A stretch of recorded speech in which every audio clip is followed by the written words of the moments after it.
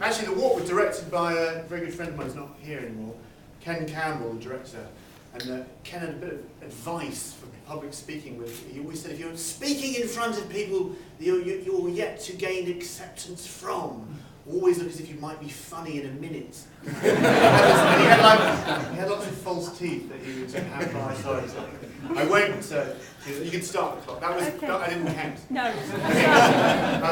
I also present Stargazing Live with Dara O'Brien. Oh! And he's on his way. You're all involved. He'll be about 20 minutes.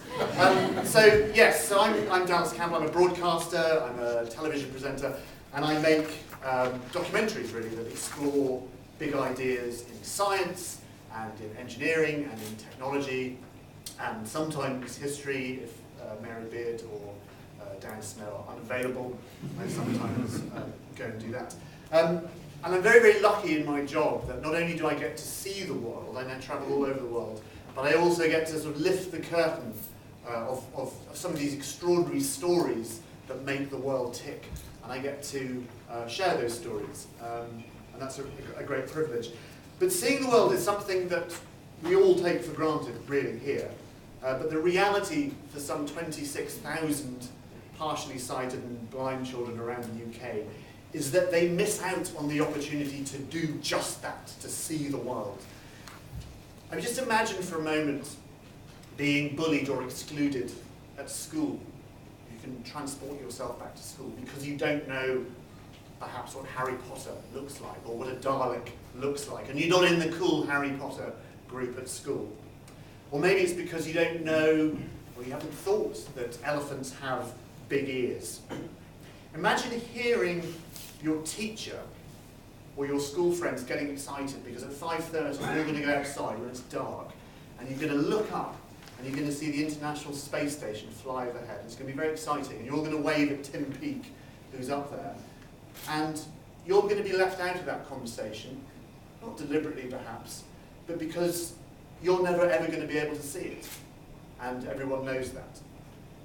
And imagine being excluded from a conversation, perhaps as a school friend who's been on holiday in Egypt and they've been touring and exploring, and they're going to come back and you can't imagine what the pyramids look like. Almost half blind and partially sighted children in the UK will have reported being bullied at some point and to some extent because they're blind. And I'm sure lots of people, or some of you in this room, will have had experience of being bullied, and you know how awful it is. And almost all blind children say that they are excluded from everyday activities at school or at home, things like birthday parties. So just imagine that for a moment. Imagine that sense of being different, being self-conscious, being permanently feeling left out. But what about a child who does have confidence to join in and who does know what the space station or a spiral galaxy looks like? One who can describe the wonders of the ancient world. And one who has that confidence because they feel connected, not just to the world, but almost as importantly to their peers as well. And that's what Living Paintings do. We're a charitable publisher with a purpose.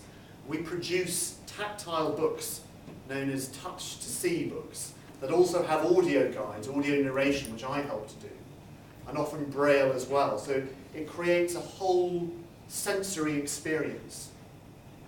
And each book will give a blind child the chance to explore the visual world through images, raised images that they can actually touch. And there's some of those books outside, and you can see some of these books here as well. And these are things that perhaps they might not get a chance to see, but they can have a chance to actually understand. And so Living Paintings, we lend the books, so we're a library as well. We lend them completely free of charge to children all across the country. And we have a unique website as well that's full of brilliant resources. It's easy to use for blind and partially sighted children and their carers. And the evidence of all of this proves that Living Paintings is incredibly successful. Most children using these materials are more engaged with the school. Nearly half say that they've gained more confidence that perhaps they've never had before.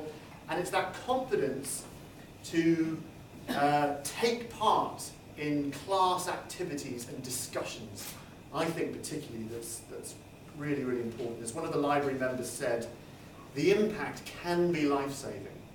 And I've been very proud to be part of Living Paintings for a few years now. I've lent my voice to some of the audio soundtracks that go alongside these tactile pictures. And tonight I'm actually going to ask you, I'd like to invite, I'm joking. I'd like to invite you to join me and make a contribution too. So just a few numbers for you. To produce one of the Young Explorers Touch to See books, so that's 50 copies of a handmade pack exploring a topic of science or art, with 5 tactile images and audio guides for each of them, that's going to cost us £6,000 to produce. But that book will reach literally thousands of children at home and at school for many years to come. And of course, £12,000 is going to produce 2 books, that's double the impact.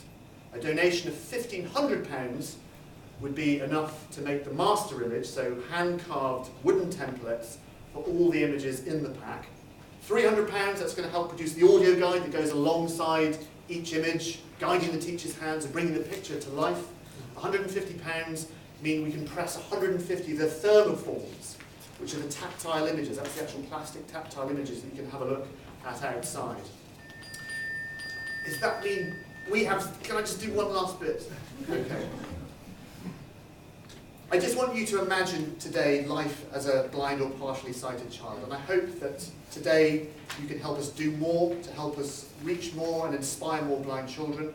Whatever your contribution is you can make, and I want to say just thank you very much from the bottom of my heart.